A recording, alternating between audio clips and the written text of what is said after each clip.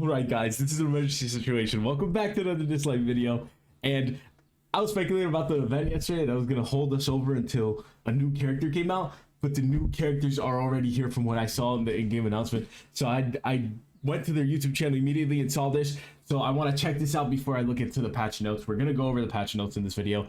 But first, I want to check this out. Let's do it. This is the first time I'm listening to this or watching this. Check. Soundtrack check. Okay, fire voice actor. All right, I like it so far. Right. Let me practice singing this song a bit longer. Okay. Dude, I love the music in Dislyte. That is one thing that Dislyte has over like every other gacha, dude. Holy. You like to sing, right? Then keep New ESPERS? New ESPERS? Forget your worries tonight and wake with the dawn. Oh, Dionysus. Wait. Did I see that right? And wake with the dawn. Another furnace DPS, dude. That's like the 18th one in the game. Every DPS in this game is like in furnace, man. Anyway, I'm not complaining. His design looks fire. His design looks fire. That looks so sick. Oh my god. Dude, the character design of this game is crazy. Who is this? Geb? I don't know what god that is. But a support. That's huge. Support looks like he heals on the second ability. We're gonna check that out a little bit. That looks sick. Holy shit, I'm so excited. And a charity show? Okay. Okay. Anything else? Anything else? Dude, I love this music. All right. That's for really hype. Okay, let's go check out the patch notes real quick. I'm sorry, I got really excited. Anyway, let's go over. All right, I'm so excited. Holy shit, dude, this is right after the reaction. I loved it, dude. I love the music. The music's so fire. The designs are great. I don't know anything about these ESPERS, so I kind of want to go into it. I saw that the announcement was there, and then I went straight to their YouTube, right? So let's look here. Ahmed, we already know he's a support. Ahmed is a support Esper who can frequently heal allies and enhance their attack. Also, before I completely start this, if you're probably gonna get bored watching this text, so you can have me like in the background or something. I'm just gonna read this off, give you my thoughts about the characters, and maybe go over some of the patch notes. So quick rundown. That's what I'm planning to do. All right.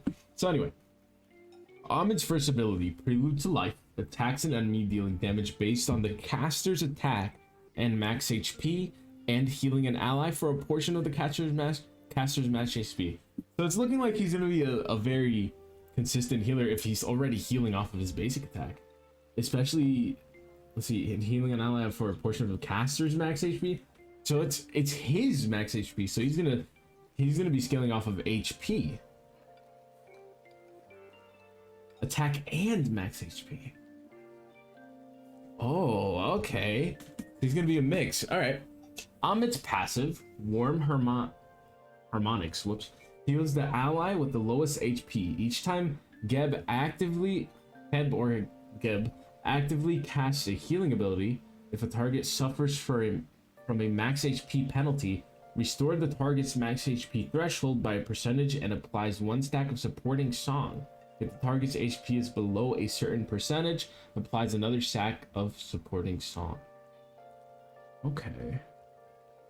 So what I'm getting from this is if there's characters that debuff your max HP, like Hyde, when he hits you with a basic attack, he makes your max HP threshold lower.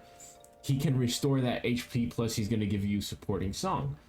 Supporting song is what? Grants a percentage of base attack boost per stack. Has a max stack limit. Okay, so it's just attack. They're just going to provide you with attack. I wonder if this will go away. Percentage implies 1 stack of supporting song. It doesn't say it goes away. And if it doesn't go away and it's a permanent stack attack, that's pretty crazy. I'll be honest, that's pretty insane. If it's a permanent stack of attack, dude, this guy could possibly change the meta. Oh my god, really? Dude, I've been having these technical difficulties all the time lately. Anyway, back to this. Let's go. Alright, let's see. After his ascension, so let's look at each time Geb or Heb casts a healing ability actively, he passively heals an ally with the lowest HP. Okay. Okay, so that part still stays the same. Ally with the lowest HP. If a target suffers from a max HP penalty, restores its target's max HP threshold by a percentage. Clears disease debuffs and applies 1 stack of supporting song. If the target's HP is below a certain percentage, applies another stack of supporting song. I believe it didn't say diseased. Let's see. It restores the target's max HP threshold by a percentage and applies 1 stack of supporting. Okay. So he's a complete counter to disease debuffs, which means you can't not heal with him on your team. That's really good. I'm gonna be honest. In a meta where characters can be made fodder if they just get diseased, right? If like healers can be made completely useless if you disease their DPS and their DPS dies because they can't heal. Like, I think this is a really, really good ability to make healers better overall. Because if you're running with this guy with another healer, it's insane. And if you're running him alone, he's still crazy. And there's some 5-stars out there like the horse girl. I'm forgetting her name. Let me see. What's her name? I got a dupe of her yesterday, which was really sad for me. I was really fucking sad. Jin Yu Yao, right? If you run her, she completely removes debuffs from your teams, right? So if you're running him and her on the same team, you can debuff.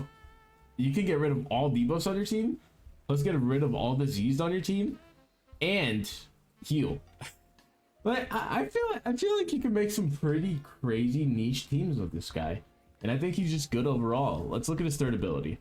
Ahmed's third ability, World Stage, reduces ability cooldowns for all allies and heals the allies with the lowest HP. Okay, heals the allies with the lowest HP a certain number of times.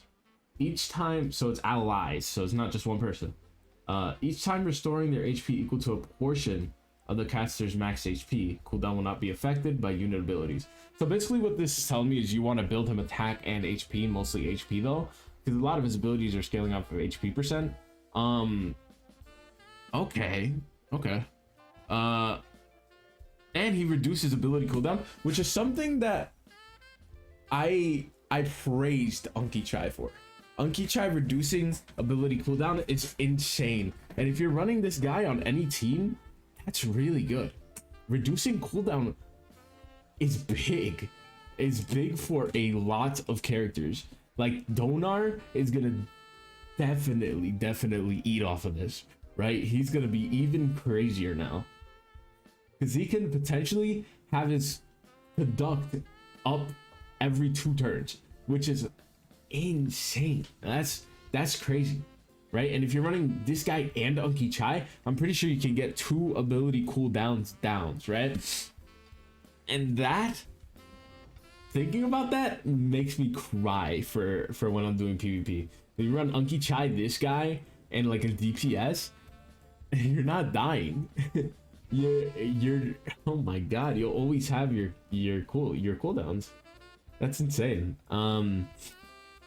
Okay, let's look at Dionysus real quick. I don't want to keep you guys here for super duper long. Stewart Dionysus, 4-star Inferno. It's so sad that he's an Inferno, man. We have so many Infernal DPSs, man. We have so many. Li Ling, Lewis, we got Drew, we've got Chloe, we've got like, we have so many Infernal DPSs. Give me like a flow DPS, dude, please. Anyway, I'm not gonna complain. Let's look at this. Stewart's a fighter Esper with high single target damage, so he's single target, and the ability to inflict sleep debuffs on enemies. So they're leaning towards the sleep side of Dionysus. He's the god of wine, but he was known in the Greek lore for sleeping and partying, right? Anyway, Stewart's first ability, Down Your Cups, deals damage to an enemy with a chance of inflicting sleep. So that's pretty simple. You can inflict sleep. There's just the chance. I'm guessing it's going to go up to 70% chance. Overall, not the greatest ability, not the best, not the worst, right? Stewart's second ability, Soundly Dreams, deals damage to an enemy if the target's HP falls below a certain percentage after the attack, it inflicts sleep on them. So you can get a guaranteed sleep after a certain percentage of HP. I wish they specified what percentage of HP, because we all knew that, like, for the new free-to-play character, I'm like flipping up on names right now. The one that you could get from the shop from the Lone Star event, Meredith. Meredith had an 80%. Once you hit 80% and below 80%, you couldn't get the speed buff. It could be the same thing here. I want to see what percentage of health they have to be at in order to inflict sleep on them. I want to see that, because that could make the difference between being a good character and being a bad character. Stewart's third ability, Time Vortex, deals damage to an enemy at the cost of the caster's current HP. When landing a critical hit, deals additional damage to the target based on their max HP. Cannot exceed a percentage of the caster's attack. This attack inflicts sleep on both the caster and the target. What? That's confusing. Okay, so he'll sleep himself, take away half of his HP? What? Okay, so he is dealing damage with his HP. When he lands a critical hit, he deals additional damage to the target based on their max HP, so true damage.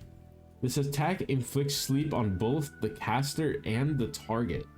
That's interesting. Let's look at the Ascension. Deals damage to an enemy at the cost of the caster's current HP. When landing a critical hit, deals additional damage to the target based on their max HP. Cannot exceed a percentage of the caster's attack.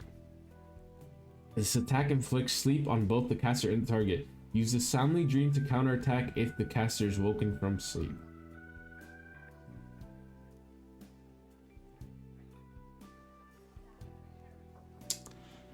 I think this guy is going to be a little weird. Deals damage to an enemy if the target's HP falls below a certain percentage after the attack, inflicts sleep on them. Okay, so he could counterattack with another sleep, right? I don't think this guy's going to be crazy. I think this guy's going to be an easy skip. Maybe I'm wrong. On paper, it looks a little weird. Have a self-inflicted sleep. I feel like that can be really detrimental for a PvP and point war, hollow battle as well. But it depends on how much damage he does, because if he does an absurd amount of damage, inflicting sleep on yourself is not that crazy. It all depends on what we see in game. For now, I'm not gonna say he's the craziest. I'm not gonna say he's the best. I'm not gonna say he's the worst. Right? Geb is looking real good. Geb is looking real good. I can't say the same thing about Dionysus. All right. Let's look at the new features. Add Divine Sequencer. Unlocks for squad level 40 players. Enter from the upper right of the echo panel. Disassemble an Esper in the device to get monoprisms and dial prisms. Used for redeeming shimmer records. Oh, that's so good. Okay, so like for me, I have a billion trillion million copies of Unki Chai, right? And I already have a fully resonanced Unki Chai. So all those Unki Chais that I have that I literally can't use, you can throw them in here to get more summons or rewards. That's crazy. That's good. That's good. That's really good. I like that. That's a good quality of life. And that's good. Thank God. Thank you, Lilith. Oh my God, yes. So that's great. If you have characters that you are using for fodder, don't use them for fodder. Let's wait until we can see what you get out of these rewards, right? Because we already have shimmer records confirmed. They're not the best thing, but maybe you could get some crystals, maybe you get some relics, maybe you could get some gold. You never know. Let's wait until that happens. Can only disassemble a level 1 Esper with base stats. Cannot disassemble an Esper that has been enhanced. Yeah, so it's for those level 1 characters that you just cannot use. When an Esper has max resonance, you can disassemble them next time you get the same Esper. Yeah. Okay, so does it automatically disassemble it? Or is it just saying that it has to be max resonance Espers that you can disassemble? Okay. Cannot disassemble a base 5-star Esper obtained through Esper fusion. Okay, so you can't cheese it with like Gabriel. Okay, that's fine. Charity show. The event time June 21st to July 5th. Side stories contain different Esper stories. Open side stories to replay event Espers have experienced. Each event requires inspiration points to unlock. During the event, log in daily to get 3 inspiration points and spend 60 stamina in other instances to get 1 inspiration point. Completing relevant event grants gold records, nexus crystals, relics, secondary attributes, reset chances. Reset chances? Wait, hold up. Can you reset your relics? Your secondary relics? Because if you can re-roll them, that's crazy. I might be wrong here. If I'm wrong, leave a comment below and explain this to me, but that's the way I'm interpreting. And other rewards. Even types, essay, story battles, golden house, mystery, trader, and surge of inspiration. You must complete the prerequisite events to proceed the next events. Ahmed has a chance up. That's great. Added the bounty mission review feature. Tap Atlas story review, side stories on the left, blah, blah. That's basically every important thing. There's some club optimization. Top 10% of clubs each week in Hall Battle will have a special icon and club info. Okay, so you get recognition if you're doing good. Let's see. Esper level up optimization. Optimize the Esper level up screen. Experiment of the same quality will now stack up. Also display the number of owned or selected experiment of the chosen quality. Remove the limit for batch using experiment. Change the color and star rating for experiment of different qualities. Okay, so they're just making it easier to determine what experiment is special, what experiment is elite, what experiment is advanced. Okay, alright, that's understandable. Story changes, infinite miracle changes, increased spatial tower rewards. Okay, increased temporal tower rewards. Okay, and you'll get a compensation on the increase in rewards. So if you already completed spatial tower, you'll get some extra stuff. Okay, cool. As for balance changes, Hank Schwan, Sun Wukong deals damage. So okay, so the potential buffs, yeah, Sun Wukong buffs. Okay. Deals damage equal to 120% of attack to a target plus damage equal to 80% of attack. So it went from 50 to 80% of attack to 2 other random enemies. Grants a scorch, death, shackle, blah blah blah. That hasn't changed. Okay, that's cool. Ability 2. After ascension, gain a shield that can absorb 10% of max HP for 2 turns before attacking. Each enchantment absorbed increases the shield value by 5% of max HP and amplifies this attack by 10%. Okay, so he gets more damage off of his second ability. Okay, so Sun Wukong getting some nice buffs there. Taylor or Hercules, attack the target dealing damage equal to 130% of attack. Okay. Plus 5% for every 10% HP loss. Attacks dealing damage equal to 130% of attack plus 5% for every 10% HP loss. Gains a shield equal to 50% of his ability's damage for 2 turns. Okay, so now he can shield himself. That's a big difference. Okay. What is this? An ability 3 for Taylor. So they changed his ult.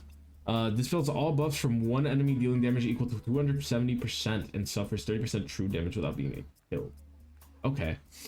And after ascension, grants attack up, crit rate up for 3 turns. Okay. And now it's gains attack up and crit rate up for 2 turns. Dispels all debuffs from one enemy. So they basically gave him his whole passive. Okay, so they gave him his whole passive with the ascension that would be now, right? Like if you ascended him with his with his current passive, that turns into the regular passive, and then the after ascension reduce this ability's cooldown by 1 turn when an enemy has not been defeated. That is gonna make a big difference. That is a big Hercules buff. That is huge. Okay. I think this is one of the yeah, this is one of the twins. So what I'm seeing here is attacks an enemy dealing equal damage equal to 100% of attack. It's a 75% chance of reducing their AP by 20% instead of 40% chance by 10%. If truly ability will attack 2 more random targets. Okay, so that hasn't changed. And they changed his ult. Grant speed up for 2 turns and then attacks an enemy twice. So what they changed was gain speed up for 2 turns, attack 1 enemy twice, each hit dealing damage equal to 120% of attack. That is still the same. The first hit steals 20% instead of 10% of target's AP. The second hit increases all of target's debuff duration for 1 turn. So the twin buffs are going crazy. All right, Anki Chai. All right, let me hold off on that real quick. Zelmer or Sakmet deals damage equal to 250%. Blah blah blah. Okay, so what they changed was the last part of this. If the target is debuffed, then this attack deals 20% bonus damage per debuff. So they changed it to deals 20% bonus damage per debuff up to 120%. So it stacks. Okay, cool. That's good. Unki Chai, the boy, the man, the myth, the legend. They changed his ult. His ult was grants attack up to team for 2 turns, reduces the ability cooldowns of a teammate by 1 turn if an attack up buff is already present. Okay. And let's check what it is now. Grants attack up to the team for 2 turns, reduces all ability cooldowns for a teammate by 1 turn if their attack up is already present. Okay. Cooldowns will not be affected by unit abilities. Okay. All right. Ara/Freya deals 120% of attack damage to any target with a 70% chance of granting speed up buff for 2 turns. They took away their speed up buff? They took away her speed up? Dude, doesn't that make Meredith like the only speed up character that's not a 5-star? Am I wrong? Because now it deals 120% attack damage to an enemy target with a 25% chance of gaining an extra turn, but it doesn't give you a speed up buff. And then her ability 2 purifies all debuffs from a teammate and grants them. No, because her ult still gives speed up. Okay, I think that's the case. Purifies all debuffs from a teammate and grants the Prince Sagamon's Watch for 2 turns. Okay, purifies all debuffs from a teammate, reduces their ability cooldown by 1 turn. There's a lot of characters that are reducing ability cooldown now, which is going to be great for the new character. I think the new character is going to be crazy, especially because of these changes that are reducing cooldown. Unki Chai is reducing cooldown, and he will not be affected by units' abilities. And then Freya is now reducing ability cooldown as well as granting her passive. And then the Brisbane Watch. What? Okay, so it used to grant 15% bonus AP and that's it, right? But now it grants 15% bonus AP at the end of each teammate's turn. Cannot be debuffed. They cannot be debuffed. The teammate cannot be debuffed. Okay. So a lot of you're gonna see a lot of meta changes for Hollow Battle and for PvP. I can say that. I can say that for sure. Overall, this is looking like a good update. A lot of changes to a lot of characters that needed buffs. I think overall the 2 new characters are pretty good. Stewart is a little iffy. I need to see him in game before I completely judge him. But Ahmed is looking good on paper, and I expect him to look just as good in game. Character buffs are really nice. Changes of life, and also that disassemble and esper thing that gives you that currency to get some rewards is humongous. That is huge, because that had a billion trillion units that I just couldn't use, and now I can finally put them to use. Anyway, this video is already really long. I'm sorry, guys. I love you guys. Thank you so much for watching, and I'll catch you in the next one.